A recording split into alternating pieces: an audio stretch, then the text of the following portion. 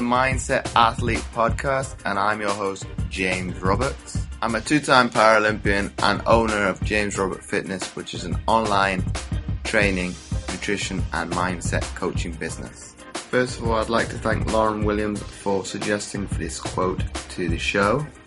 An athlete is a mindset. It's how you prepare, think and execute. Not because of some elite status or physical stature. Anybody can be an athlete. By Chris Harth. And each week on the Mindset Athlete, we like to bring you inspirational athletes, a message, or experts talking about human optimization to teach you how to change your perception of your mindset and become 1% better. And on today's show, I've got Sarah Walsh. Those closest to Sarah have always known she was a Paralympic star in the making. Sarah was born with fibular hemimelia, was 18 months old when her parents gave doctors the go-ahead to amputate her foot. That decision changed the course of her life. Were it not for that decision, Sarah would not have represented Australia in para-athletics. She would not have become a Paralympian. She would not have been given all the incredible opportunities that come with being an athlete on the world stage.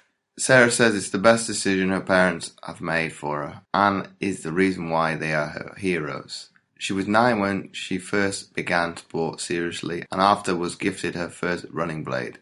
She promised herself she would become the best athlete she could be, and as it happened, Sarah's best was reaching the pinnacle event for her sport, the Paralympic Games. At the Rio 2016 Paralympics, Sarah set an Oceania record of 4 meters 82, finishing 6th in the women's long jump T44. But as impressive as this was, it was not until the following year at the 2017 World Para-Athletic Championships in London when Sarah proved she had become a force to be reckoned with on the world stage by placing 4th in that event. In 2019 at the World Para-Athletic Championship in Dubai, Sarah claimed her first spot on the podium at a World Championship level, winning bronze in the long jump. In 3 years since Rio, Sarah has well and truly established herself as a podium athlete, and with Tokyo 2020 Paralympics just around the corner, she is on the verge of winning her first Paralympic medal. So welcome onto the show, Sarah. Thank you so much for having me. Oh, it's my absolute pleasure.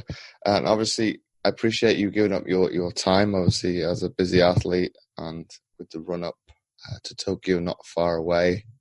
Obviously, I know firsthand it's very precious, your time, so I really appreciate it. No worries. So beyond my introduction that I've given you, is there any little bit of a nugget that you'd like to add additionally to that to offer out to my audience? I guess for me, I've just come back from the World Championships in Dubai after winning a bronze medal. So I guess for me, growing up, I absolutely love sport and I always wanted to go and represent Australia at the highest level that I could. But now coming away with a bronze medal, it is truly special and it's exciting times ahead for me with the lead up to Tokyo and all the future games and world championships. Don't know what to expect anymore. Do you think the sky's the limit in terms of the possibilities of now you've hit the heights of probably something that you envision to be, I'm not going to say impossible, because obviously if you would think like that, you wouldn't achieve it, but be it's been slightly out of your grasp, but now you've got it. Why not be able to push on, obviously, to those barriers and push those limits of obviously your mindset in terms of being able to achieve those? Yeah, exactly. When I first started in the sport, I was just a kid and I got the opportunity to represent Australia for the first time when I was 15 years old. So I was quite a lot younger than the rest of my competition. They're all at least 5 or 6 years older than me. So now I've turned 21 to win a world championship medal at that age as well. There's not too many athletes that get to do that. So I have still quite a long career ahead of me, and it is possible with more strength, more training under my belt to go bigger and further than what I thought I could do as a young kid. Like as a kid, I just wanted to make an Australian team. but now I'm there to win medals and jump as far as I possibly can, which is super exciting. So what is the shift for you, per se, from going from just having to represent your country and wear the kit with pride to have that shift to go from what a sense is, in my eyes, is very much going from a developmental stage to one of performance? But for you, where does that shift occur? I think for me, the first few games and world champs that I went to were just about the experience, getting out there, competing against the best in the world. But then in 2017 at the World Championships in London, I ended up finishing 4th and lost the bronze medal in the final round. So it kind of put me on the map that I could jump just as well as the girls who are a little bit older than me, who have years of experience under their belt. And I think the shift from then to now is that I'm just as capable as them. It doesn't matter about my age or how much training I have under my belt. I'm capable of jumping the distances that are required to win a medal. And now I'm no longer there just to participate and fill the numbers. I'm there to win a medal and be a competitor and put a jump out there that's going to be world class. Do you think that 4th place has kind of spurred you on then, because nobody likes to finish there? Yeah, definitely. I think the bronze medal being taken away in the final round that day, I probably didn't deserve to win it with the jump that I did, but it made me realise that I'm capable of being up there on the podium. And so you have 2 years of training to get through before you get to compete at the next World Championships again. So it was 2 years of working really hard and proving to myself that I had earned that medal that I won in Dubai, that I'd put so many years of hard work and training into it. So when I got there, I just wanted to jump as far as I could, and that distance put me on the podium. And do you think, obviously, for people that haven't seen your classification or discipline, be it on TV, internet, how would you describe it? Because is it more technically difficult than, per se, the able-bodied long jump because of the added, how would I put this? It's not necessarily a difficulty of using the blade, but having the additional pressures of utilizing a blade to then have to jump, as opposed to be, the 100-meter guys going in a straight line. Yeah, I think for long jump, it can be a little bit difficult. You've obviously got to nail your run up and then land on the board. You've got 20 centimeters to land on the board, and if you go over, it's a foul. So it's quite a technical sport. But I guess for me, it depends how much force I put into the blade as to how much I get out of it. So if you make one mistake in the first 2 steps of your run up, that's going to cost you when you get to the board, when you do your jump. Could mean that you're behind the board, over the board. So I think for me, I jump off my prosthetic leg. There's nothing that's been proven as to whether it gives you an advantage or your disadvantage, but it does come down quite a lot for me as to where I place the blade in relation to my body and things like that, as to how far I can jump into the pit. But also when I take off, there's lots of stuff that can happen in the air that's not necessarily due to my disability that can cost me distance as well. So I think it's a mixed bag. It's definitely, sometimes it is the blade that lets me down and my disability, but other times it's just the fact that I haven't done something right with my arms, which there's nothing wrong with my arms or my left leg. So my good leg hasn't done something right, which has let me down, or my blade has jumped or has given me good propulsion, but I've just shut down and not used that to the best of my ability. So I guess for long jump, a lot can happen, but I absolutely love the fact that every jump is a new chance to improve, a new chance to improve on what you did, fix what you did in the last one, and you get 6 of them in a competition, which is, for me, more exciting than standing on the track and running 100 metres, hoping that you get everything right in the 12 seconds that's there. Do you, in your opinion then, Sarah, do you think your discipline is, obviously you can have your bias, but obviously I just listen to you speak, I would say you've got more that can go wrong in your discipline than per se would argue with somebody on the track? Yeah, I guess for them, they've got to start, so they use starting blocks. After that, you kind of just run as fast as you can. For me, I run as fast as I can for 5 seconds, and then all of a sudden I have to jump as far as I can into a pit. So as much as I'm trying to think about running fast, you're also trying to think about jumping far too. So there's lots of components that go into it, which is something that I love, that it's just not get out there, focus on running as fast as you can. There's so many other little things that go into making the perfect jump. And even when you do what you think is the perfect jump or a personal best, there's still something that you can improve on. There's always those 1%ers that can make a huge difference. And obviously each competitor is going to differentiate, I don't think this is a word, but have a difference of obviously their propulsion using the blade as opposed to using their leg, or their good leg, should I say. Why did you choose to be your takeoff leg as your blade as opposed to be your sound side?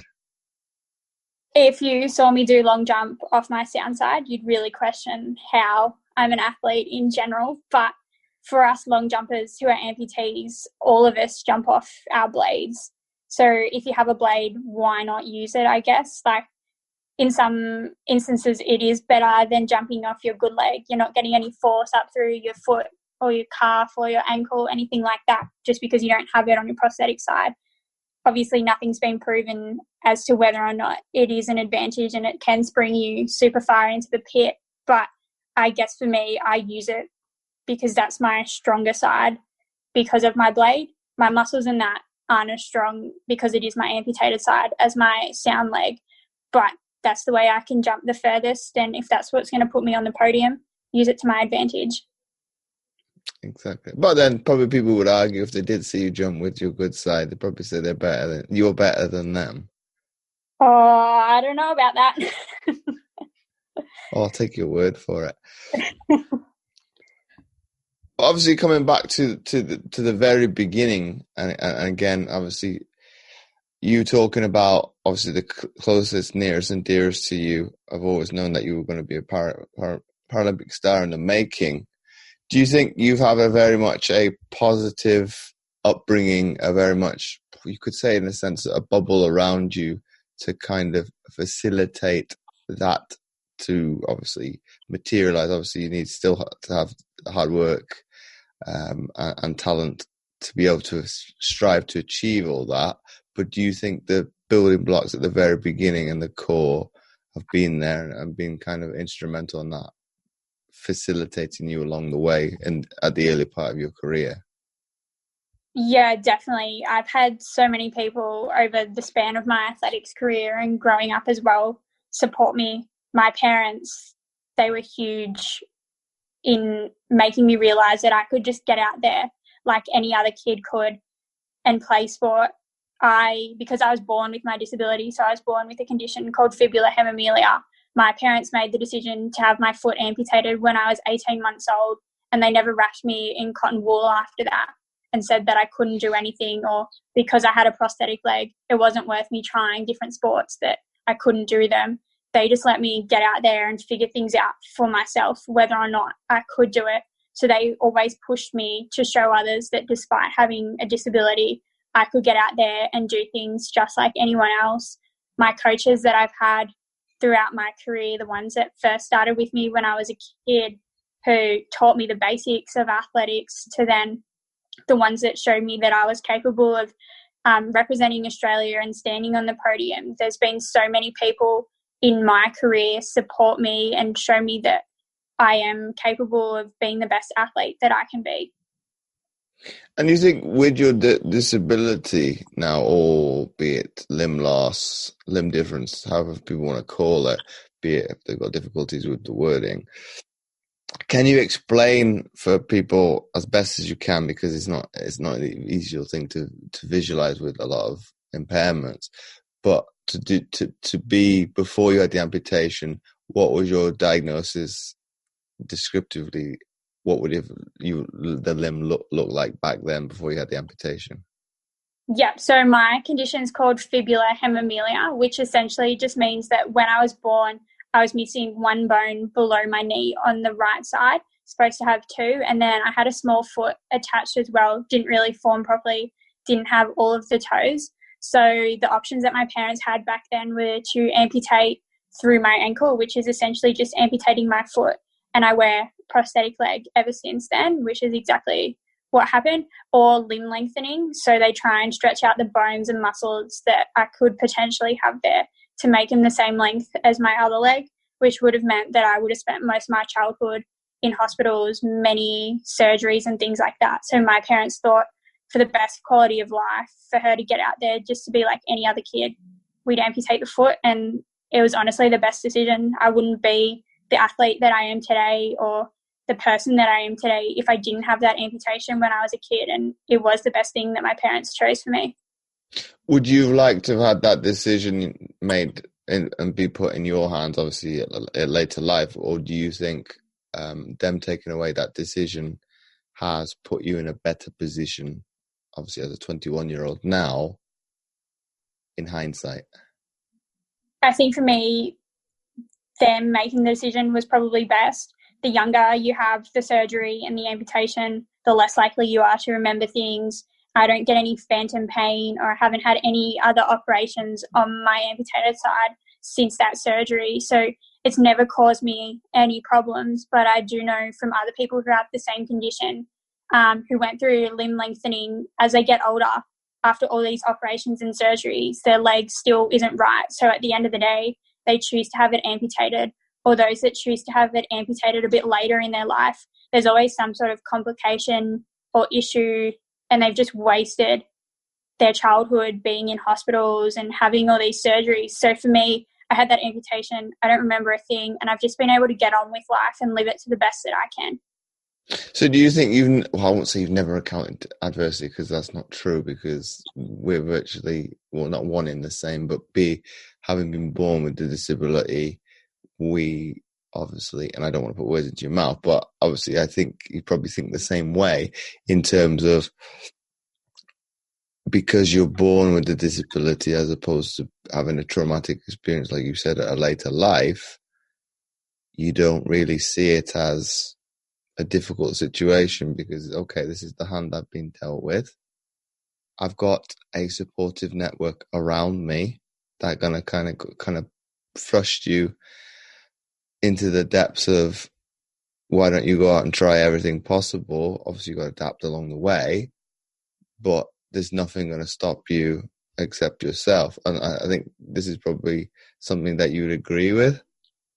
Yeah, definitely. I think in the face of adversity or overcoming something, people can either choose to rise above it and make the best situation out of what some people might say is a bad situation, or let it crumble and take over their lives. And for me, it's just a leg and a foot. It's not something that you really need. And I've been able to travel the world, represent my country, and experience so many things that people my age don't get that opportunity to do.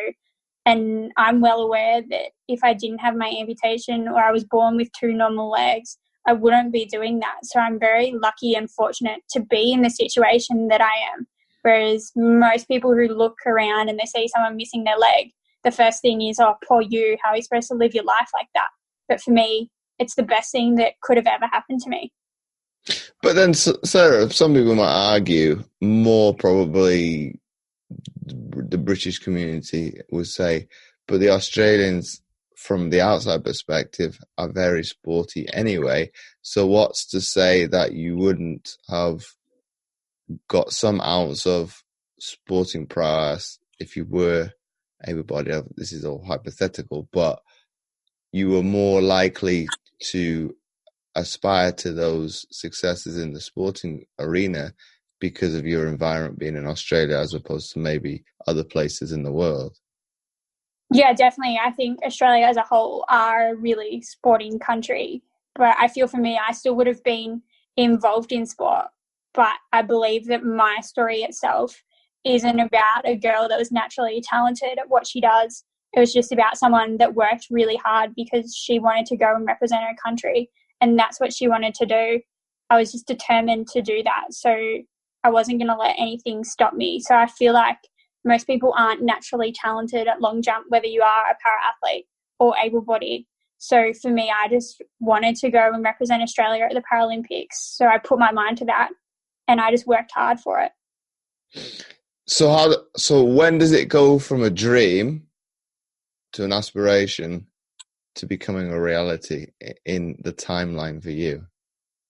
So I remember watching the Beijing Paralympics back on the TV in 2008. So I was 10 years old, sitting with my parents on the couch at home and telling them that when I grew up, I wanted to be a Paralympian. I had no idea what sport I wanted to do, if I would be any good at any sport to be able to go and represent Australia. But I just knew that I wanted to be a Paralympian. So I found athletics the year later. So I was 9 years old through school, was absolutely hopeless at all the events, couldn't run 100 metres, let alone 200 metres, couldn't do long jump for the life of me, but absolutely loved it. And also tried shot put as well, but I'm not the strongest person, upper body, so bit of a struggle. But I fell in love with it, and I just picked up training with a coach after school, representing my school, my athletics club, my state, and then eventually in 2014 got the call up to go and represent Australia over in Glasgow for a lead-up event to the Commonwealth Games, and then World Championships the following year, selected on that team, and then Rio in 2016. So I think for me it was just a little girl who had a big dream and wasn't going to let people tell her that she couldn't do it, but being in Rio and competing there was really special, and it will always hold a special place in my heart. You make me feel old there. You're saying you watching the Beijing Games and me competing in it. So but obviously it's nice to hear, obviously, you are now not the up and coming athlete. You guys are probably you've taken over and probably gonna lead the way for the next generation that is to come. So it is nice to be one. I could use my ego to a certain extent. I'd have some impact on your career, be it's maybe not my sport per se. That's been the impact for you to make the decision to obviously go to the heights to where you've gone, but obviously you've then taken on yourself to take it to the next level. So from that basis, it's good and bad, but it brings up good memories for me of what is now 12 years ago. But obviously it's good to see that you and so many others have used that as a vehicle, as probably motivation to say, well, why not me? Be it yours was Beijing. A lot of British athletes that have come through the ranks would have been London. Would it have been the home games? So let me ask you this, Sarah, then. Obviously, you wouldn't have been alive for the games being in your own country back in 2000. I actually was. So I was born in 1999. So I was actually at the games in Sydney, but don't remember a thing because I was only 2. What would it feel like if it ever transpired that you got the opportunity in your career to compete at home again?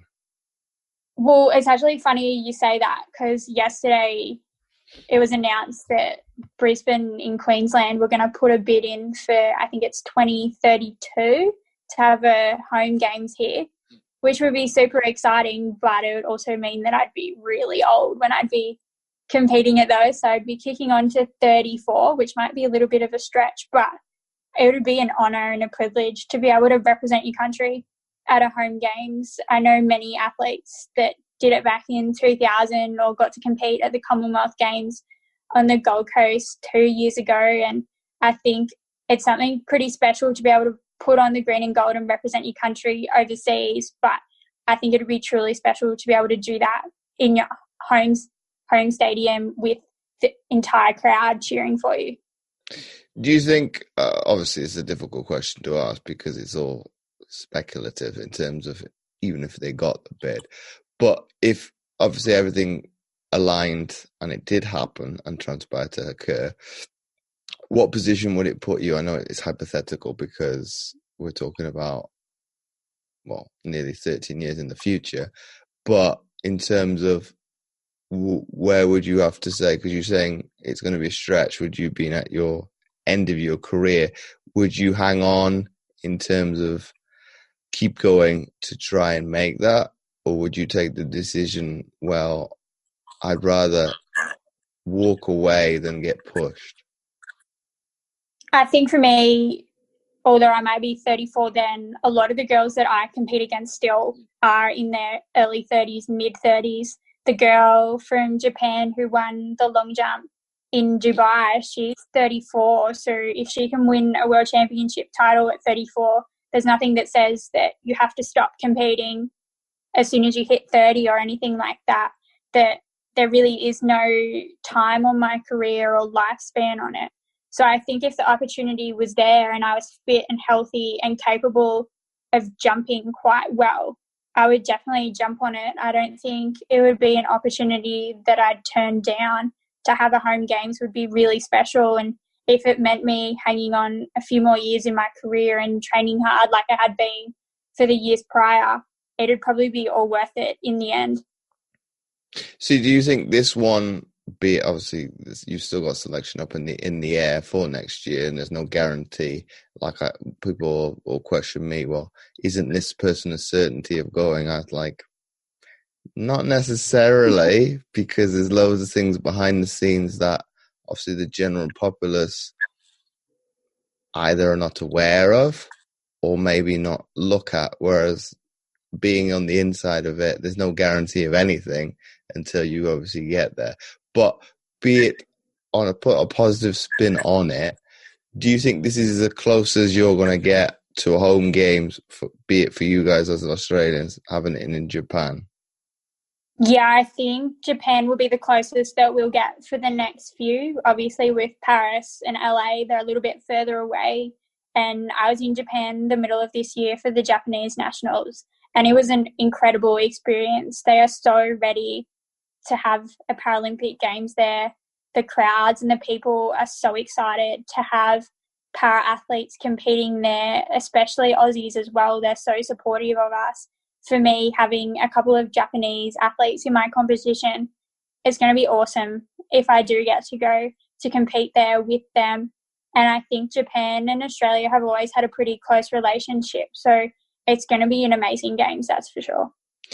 And then when you're asked this question, Sarah, I know it's a difficult one to answer, be it when you have to compare one games to the next, how do you put the euphoria, the emotion, to a certain extent, your own experience into words to be able to describe it to other people that probably can't really feel the emotion that it takes to obviously be in that bubble for 2-3 weeks?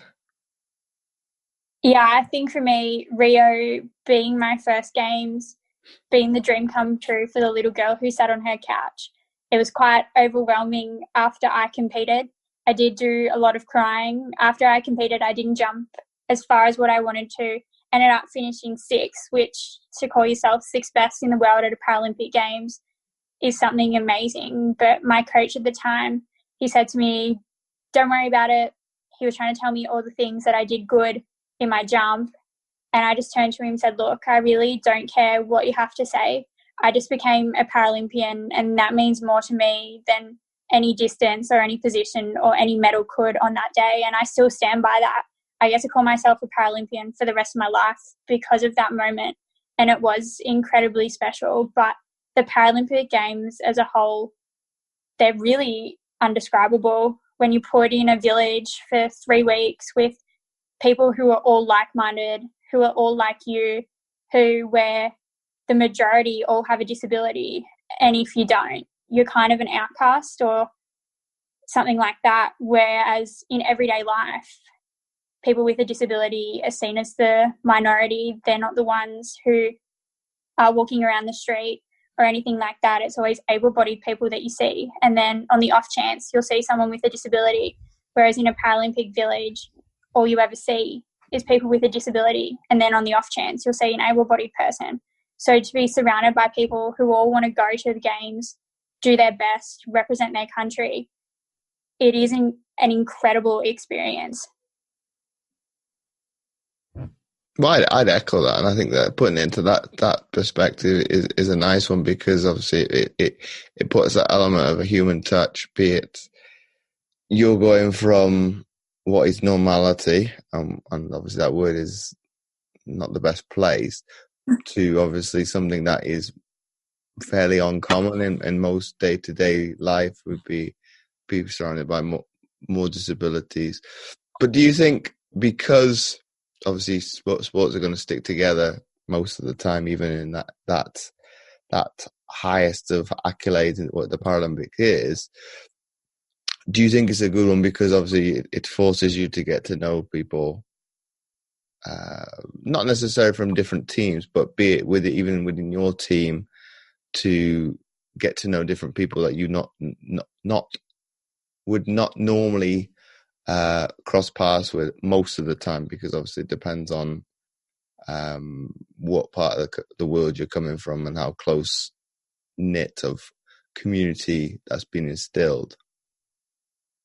Yeah, definitely. Even within your own team, here in Australia, our athletics team is quite large and we are quite close. So when you go to a Paralympic Games, when you're surrounded by lots of people from all different sports who have different backgrounds, but they all just have the common goal of being there to compete, it is pretty special when you sit down in the dining hall and you're either sitting next to one of your teammates, getting to know them, or someone from a completely different country. It is pretty special to be able to do that, and it's not many opportunities that you do get to meet other people from different countries who come from a sporting background, or meet the rest of your Australian team who have a disability and who are there to compete.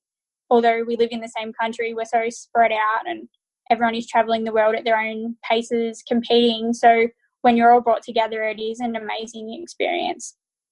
Do you think once you make it to the heights of that, do you think disability kind of doesn't really, I won't say doesn't really exist, but the word doesn't really have a meaning now, because I'm not going to look at you on we'll call it on the starting line, but technically it's not for your discipline. But I'm not going to look at your disability. I'm going to look at your ability and want to beat you for that, and that alone. And I think it's probably, the media probably looks to overhype the story at times, whereas obviously you and I being face to face, okay, it's not going to happen because I'm a male and you're a female, but just for argument's sake, we don't look at your life, we don't look at like each other's life stories. You overcome some sort of adversity to get there. I've done the same, and we're going to do our best in our own ability to beat one another.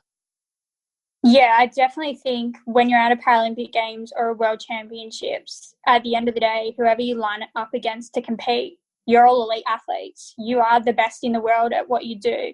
So it doesn't matter what your disability is or your background or your story. At the end of the day, you're there to compete as an elite athlete, as one of the best in the world. And as much as the media will use your story to pump you up or get media attention and things like that, you are an elite athlete, just like anyone else that would stand on the start line at an Olympic Games. They've all got a backstory, but at the end of the day, they're competitors and elite athletes.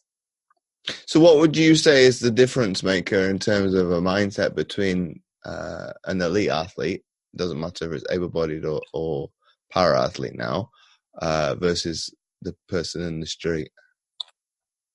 I think for me and the person in the street, I absolutely love what I do.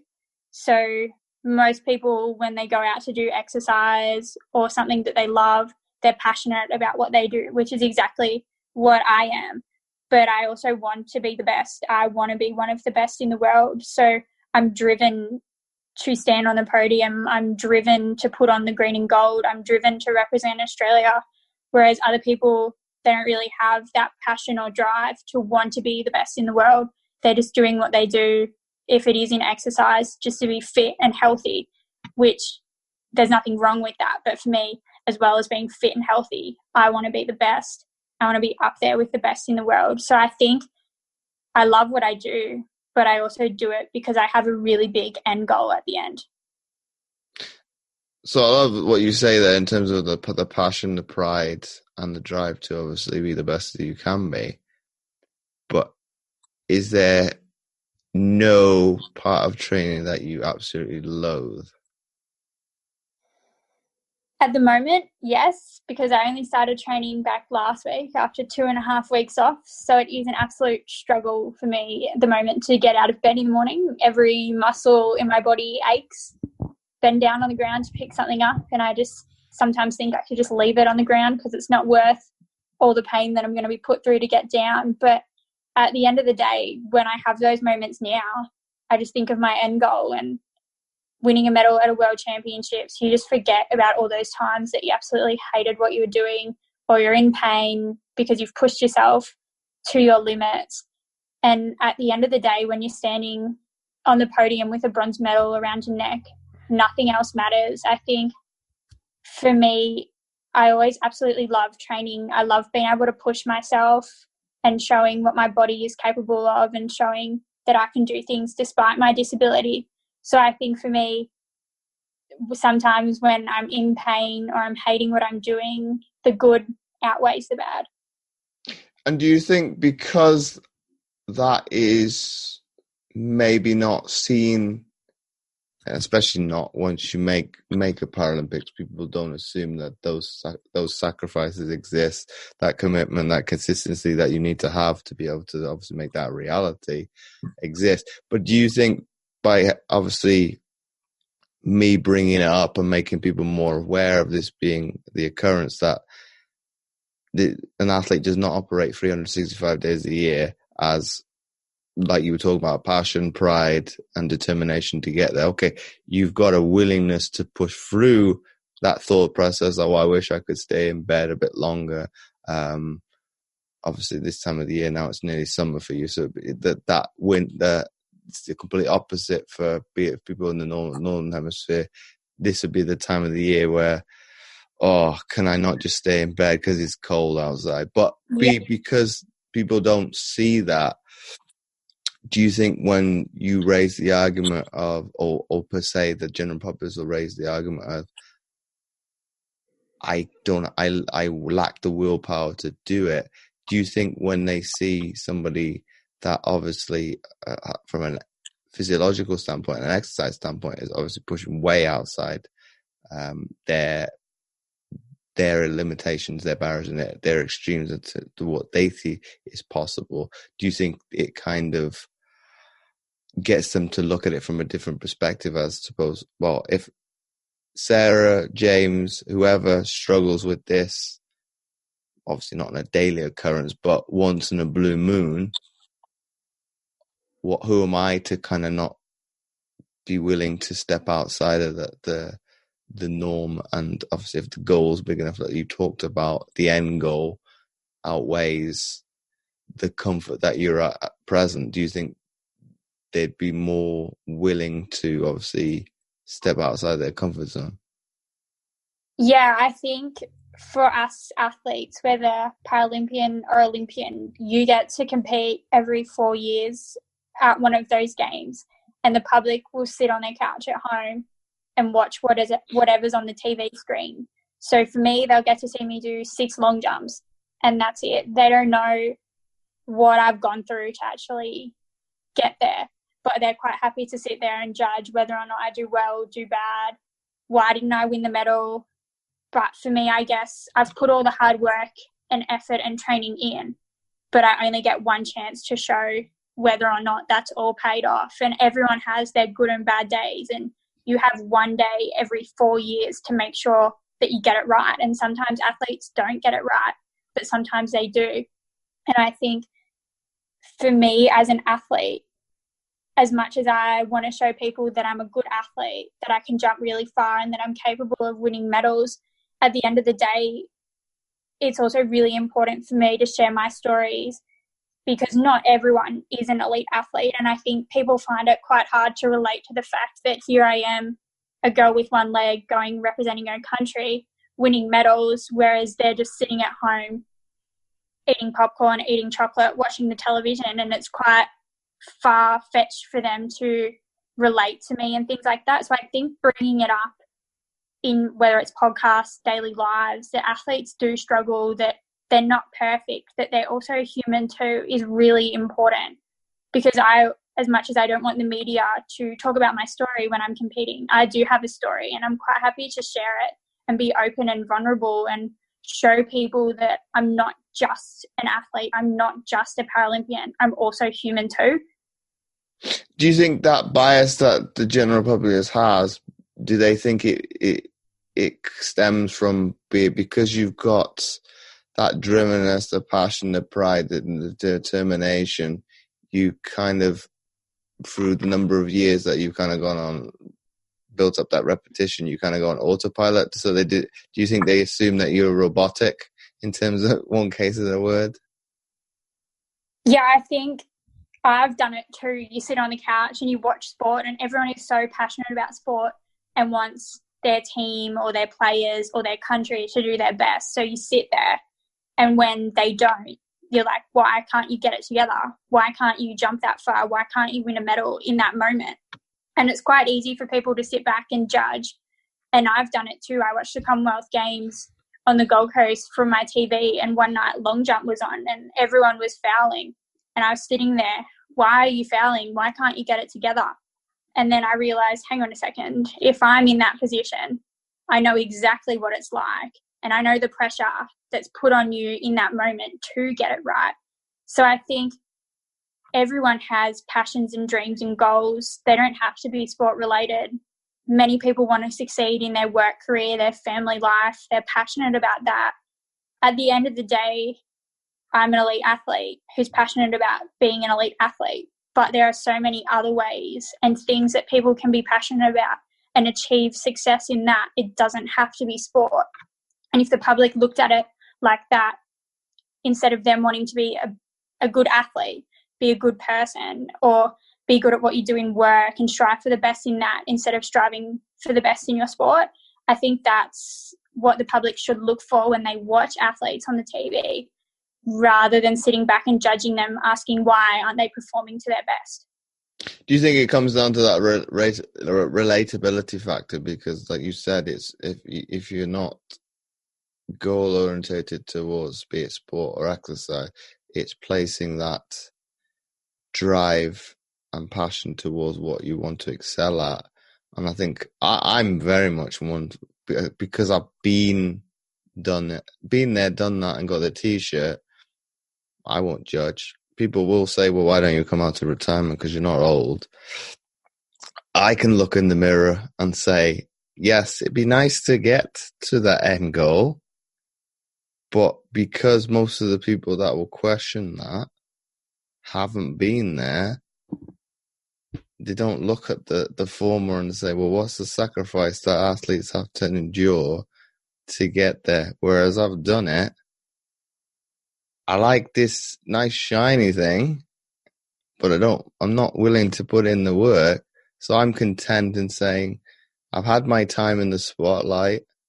It's your guys' time to shine. If I got the opportunity as a spectator, that would be nice, because I don't have to do the hard work. I can just I can sit back, enjoy it all, and lap up the atmosphere from a different perspective. So I think I obviously it's been difficult to be able to move away from that, because you'd never want to call time on your career, be it sporting or whatever. But obviously sport is only finite. You only got a limited amount of time within that environment. For some, it could be shorter lived than others, but that's very individual in terms of looking at it from that perspective. But I think that's where it does lie. It is that relatability factor. I know deep down, in terms of what I was able to achieve, was good, and it'd be generally people that haven't achieved will knock those successes, whereas you want to push further with your career, which is commendable, because you probably have another goal above where you've got to. So, because obviously the first one is to wear the tracksuit, which is probably more and more people will be becoming either disabled or born with it, can aspire because they've got role models within that domain. Whereas you go back, 20 years for me, you have Tanigay Thompson, and certain other athletes, but that's it. But more of your role models will be in their body arena. So I think now with you talk about the spotlight being shown on people's stories, you can relate more to the individuals like yourself and say, well, I want to be just like you future down the line, as opposed to being, for argument's sake, I don't know, the next David Beckham. Yeah, I think obviously being an elite athlete isn't for everyone. What I've sacrificed in my life to be able to not only go to a Paralympics, but also to win a medal, for most people having to sacrifice those things, they wouldn't do it. Like giving up holidays, giving up time with friends, family, nights out with friends, things like that. For me, at the end of the day, I couldn't really care less if I missed going out one Saturday night with my friends, or couldn't really care less if I missed out on things that other friends were doing. I knew what I wanted at the end of the day, and that was to go to a Paralympic Games. And not a lot of people would be able to say, I'm quite happy to give up most things in my life to solely focus on training. And it does take a special kind of person to do that. At the end of the day, when you do compete, no one sees what you've gone through in the years or the weeks or the months leading up to that Games. And I think most people can relate more when they do see that, though, which then leads back to this, having your story in the media and showing everyone that you are a human being as well as an elite athlete. What would you say to the people that would say that's quite self-centered? Obviously, I know the answer, but in terms of because I've lived it, but what would you say to that individual saying, well, who could blame your friends for not wanting to be around you long term because you are so hyper driven in terms of what you want to achieve? I believe being an athlete, you are quite self-centered. You want the best for you. And at the end of the day, for me, the people that want to support me and want to be in my life and support my journey and my career, they're here. Those that can't understand what I do and why I do it, they're not. And I think for me, you find the people that love you and love what you do, and you hold them close to you, because at the end of the day, they're the ones that will support you no matter what. And everyone else around you, yeah, you might have friends that you haven't seen in years but don't understand why you do or what you do. I think they're not worth having in your life full time if they're not going to support you and support what you do. And I think you just find your tribe, the tribe that wants to support you, and you love them hard, because at the end of the day, they're the ones that help you succeed. For me, doing long jump, it's an individual support sport. I'm out there by myself. I'm not competing with a team or for someone else, but I have a huge team behind the scenes, my family, my friends, coaches, physios that support me and want the best for me. And they're the people that you hold close to you. I'd say you're wise beyond your years. Where do you think that wisdom comes from? Because that took me a long time to get to where you're at in terms of talking. I'm in my almost my mid-30s, and I think the same way. I did not think like that in my 20s. I think for me, the people that support me, they've taught me well, and things that I've experienced in my life, you just know and learn that if people want to be in your life and support you, they will. And those people that are in my life today, I love them so much and they support me so much. And so I stick by them and they stick by me. And I think if you can find, it doesn't have to be 20, 30, 50 people in your life. You only need a few to help you support your dreams and goals. And I think at the end of the day, most people my age think the more friends you have, the better it is. For me, I'm the opposite. I know who my friends are, and it's a small group of people, and they support me and I support them in what they do too. So what do you do? Because I had an athlete reach out to me not too long ago, over the last couple of days, in terms of they wanted to increase their, I'll call it social media presence, because that's what it is. But to ensure, and they will probably saw it as increasing their presence and popularity to be able to leverage certain things.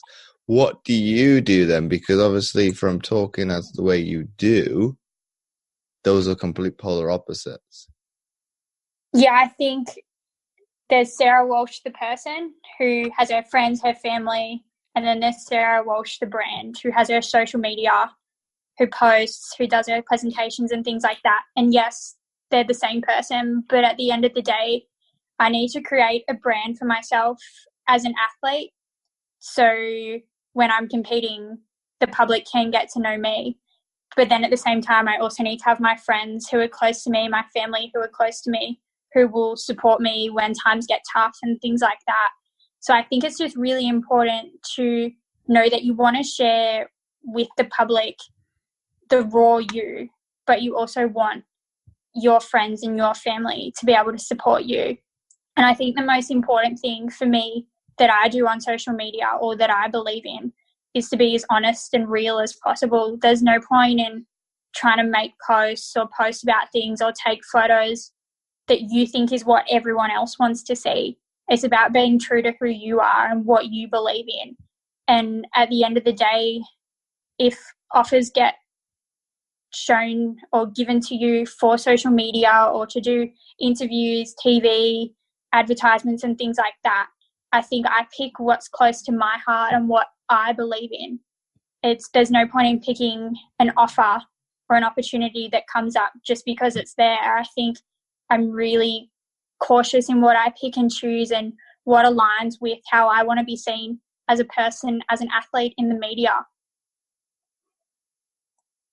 Well, for a young person, that's very difficult because it's what you perceive to be right for you, and as you were talking, what is obviously within, I'll use the American term now, your wheelhouse in terms of being right for you and what's going to be right for your brand going forward, and like the longevity of it being associated with something, be it for good or bad.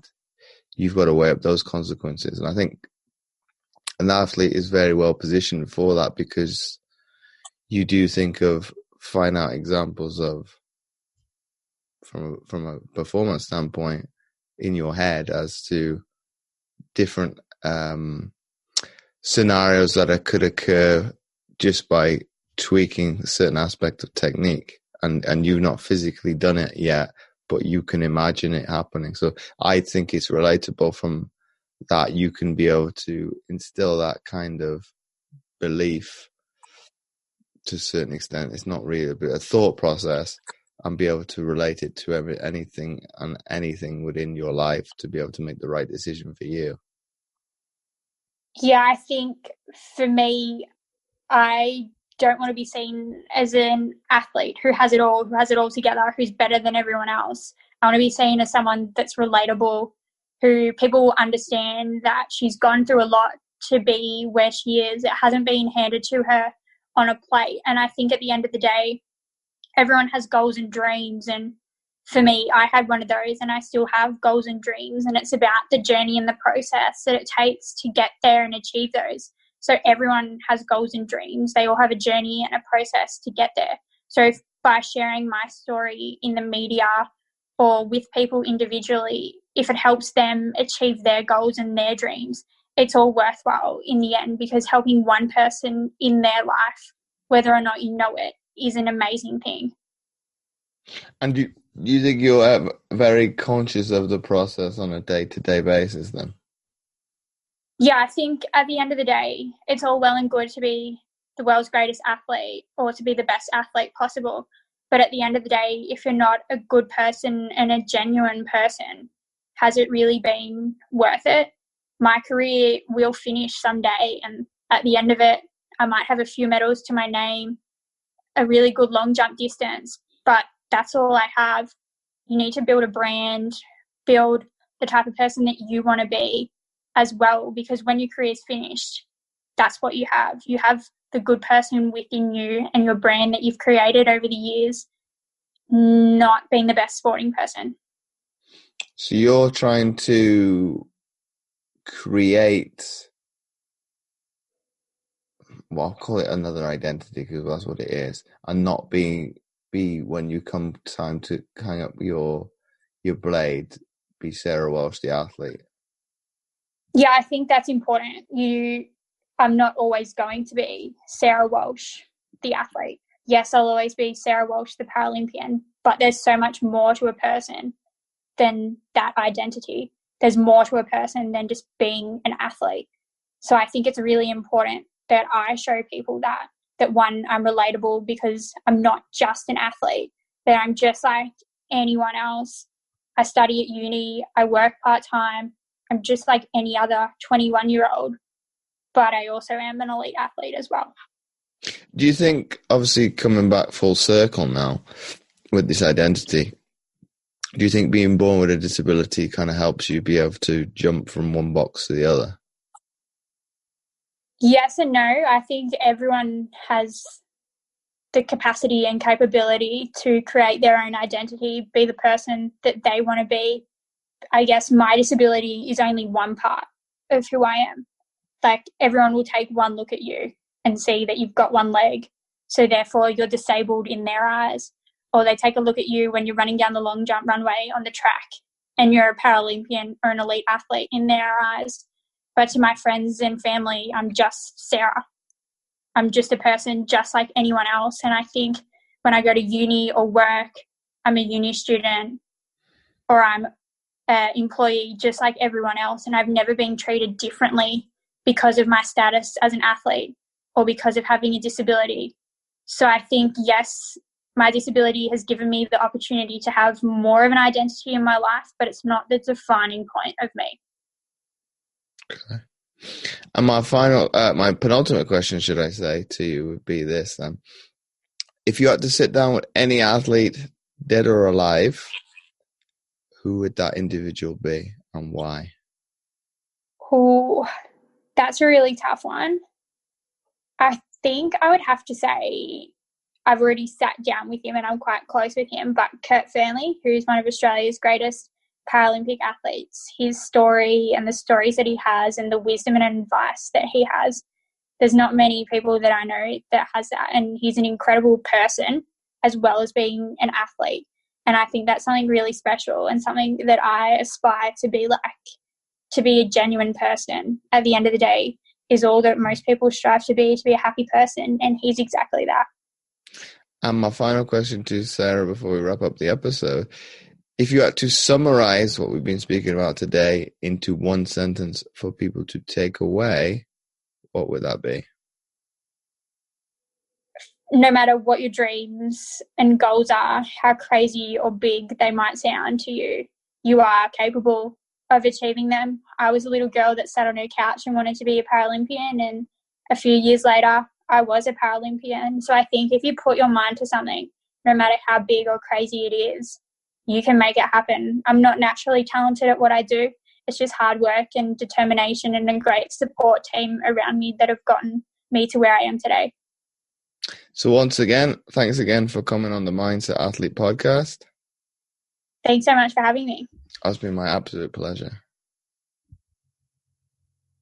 If you like this episode, please do share it with your friends and do let Sarah and I know what you thought of the episode by tagging us over on Instagram at Sarah_Walsh14, and that's the number 14, and at James O. Roberts 11, and that is the number 11. And you can do the same on Twitter and Facebook. And if you had any questions, don't hesitate to shoot those over as well. And finally, don't forget to check out her Dare to Stare t-shirts in aid of Limb for Life, an organisation that provides information and support for amputees around Australia. Limbs for Life has been a huge part of Sarah's life and have been supporting Sarah and her family for over 10 years.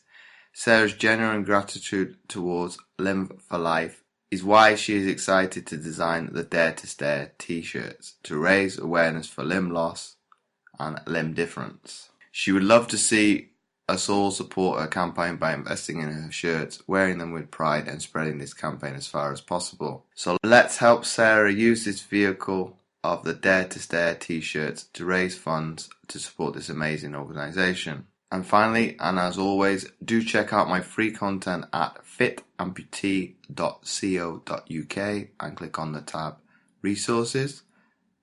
But not forgetting, I've also set up a new Facebook group, especially for this podcast, which you can find by typing The Mindset Athlete on Facebook. So make sure to check those links out. They will be in the description. You can find all the show notes at mindsetgame.lipson.com under the category Sports. So once again, thanks for listening, and I'll catch you next week for another episode of the Mindset Athlete podcast.